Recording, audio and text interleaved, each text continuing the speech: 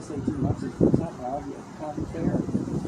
You know, instead of just have a good weekend or something, just say, it's got to have been tough. How have you fared?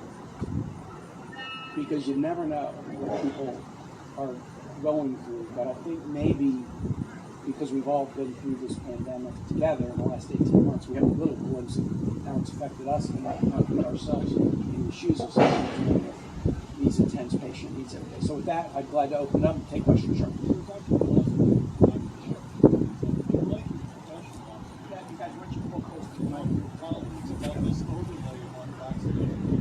That has to be an aspect of the despair that you as a surgeon and your colleagues feel that to contribute to these suicidal thoughts. I mean, I think you just, Josh, let me filter my comments because we get an MA rating, but I will tell you what I think about this. The fact that there is this group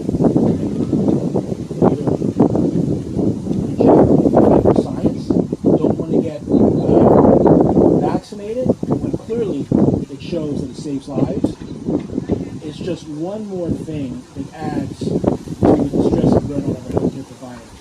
Imagine being, especially the last 18 months, a doctor, a nurse, a first responder,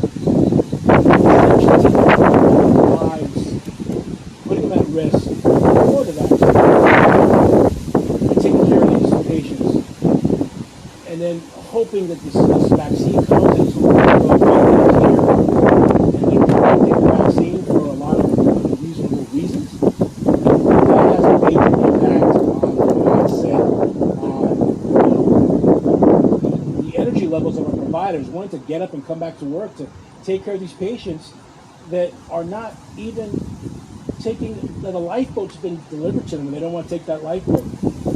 And it just adds to it and reason why people are leaving medicine. Again, it started a long time ago. This has just exacerbated that problem.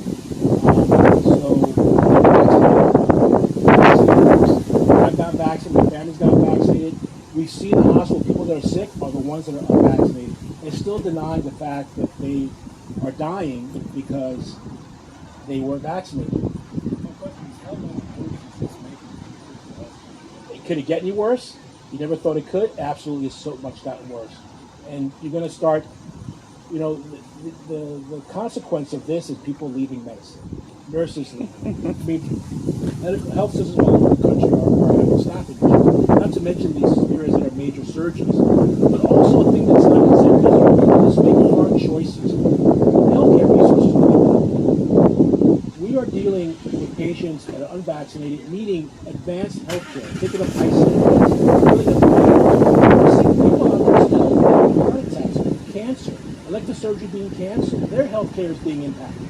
So it's not just affecting them and their families, it's affecting every single member of society.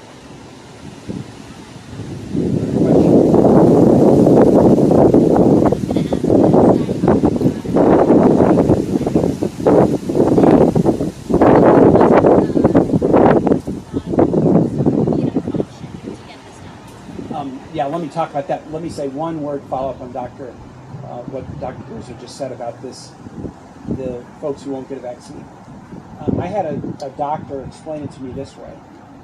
I have people saying thank you, but every person who is not getting vaccinated, what I hear from them is, I don't trust you. I don't believe you. You may have trained for 20 years. I don't believe a word you say. Now, what kind of thanks is that? What kind of appreciation is that? When people are putting their lives on the line every day to save life after life after life, and sometimes not being able to, you know, to pat them on the back and say thanks, but then you're telling me this What is the fuck, right? trust you. That's corrosive to your soul and to your spirit. On voting rights, look, the next step is this. We have a bill that after a number of months we've introduced with 50 out of 50 Democrats on board in the Senate. That's good. We worked through a number of bills, the John Lewis Act, the People Act, popped up in the states, and came up with the best solution. We'll have the vote next week. I hope we get Republican votes. I hope the Republican Party might go into a caucus meeting and say, you know what, if it had been for the Republican Party, we wouldn't have passed the 1965 voting rights bill. We wouldn't have passed the 15th Amendment. outlawing racial discrimination voting. We wouldn't have passed the right vote. We would have passed the 2016 Republican Party up until about the time of Barack Obama was a really kind of strong voting rights party. And so I hope what some of them might do is take a look at this bill and say, hey, we were here in the Capitol when there was an attack, a violent attack, to overturn an election and disenfranchise 80 million people. So what we ought to do is we ought to make sure that people have free access to the ballot. We'll have a vote. We'll see how many votes we get. But failure's not an option. And so if we can't get to 60, we're going to have to analyze what are strategies for American democracy. I have colleagues who say, and they're not going to change their mind, we will not abolish the filibuster. But we don't have to abolish the filibuster. The filibuster has been reformed often during Senate history, and I think there are ways to do reforms that are completely true to the history of what the filibuster has meant that might enable us to get there. But failure is not an option on this. Do you think having Senator Joe Manchin on it, is that going to have Very hard to keep my mouth shut. Well, first, it's Very hard. necessary but not sufficient. Without Joe Manchin, zero chance. Zero chance of this bill passing without Joe Manchin. Okay, so now Joe is on it, and every Democrat is. But we were just on the floor trying to find arguments to hopefully get some of our Republican colleagues to come along with us. Senator Raphael Warnock in Georgia made a powerful argument. If you don't like this bill, come tell us the piece you don't like. Come tell us the thing that can be improved. Tell us the thing you want added in that's not in there now. Legislation, it's not all set in concrete or cement. I mean, we dialogue and we debate and we pass amendments. And so come and vote to move on to the bill and then engage in a dialogue about how it can be improved. So that's what we're doing, but having Joe on is really important because he has very strong relationships on the Republican side of the aisle, and hopefully that might help us a little bit. We've touted elements in the budget reconciliation bill that the Senate passed and the House is now trying to draft up the details for, dealing with child care credits, with pre-K, with education. We've seen Senator Manchin draw his line in the sand along with Senator Sinema. We've seen Senator Sanders draw his line in the sand for the progressives in the House. If everyone sticks to their lines in the sand, is this mutually assured destruction not only for the infrastructure bill, this budget bill, but for elections in 2022? To continue your metaphor, I much prefer lines in the sand than lines in concrete. Because lines in the sand have a way of getting washed over, and they're not lines in the sand anymore. People are stating their positions. I mean, it is an interesting thing in the Senate that we need 50 out of 50 votes to get a reconciliation bill done. So anyone is entitled to say, I've got to have this, or there's no way I'll vote for that. And it makes Senator Schumer sure because he's got to play air traffic controller with 50 senators who have demands. But my belief is, without being able to predict every twist and turn between now and there, we're going to get to a product that's going to be a very solid product that will get all those votes.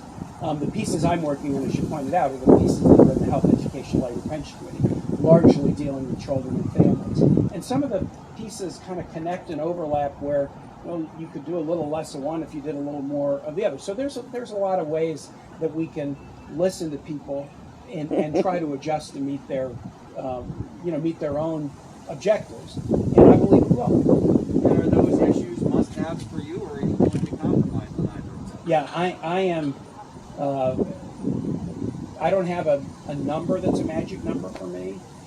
There are things that I want the bill to do. And I'll just say the thing that most excites me about this bill is I think the combined set of provisions that deal with children could make this bill the equivalent of what Social Security was for seniors. I think this bill could be for children what Social Security was for seniors. And that's what excites me about it. But there's a number of different provisions. And again, you could do a little less in one and a little more in the other. It's the combination of that. And having the goal that we shouldn't be a nation where the child poverty rate's twice the adult poverty rate. We can do for kids what Social Security did for seniors if we do this right.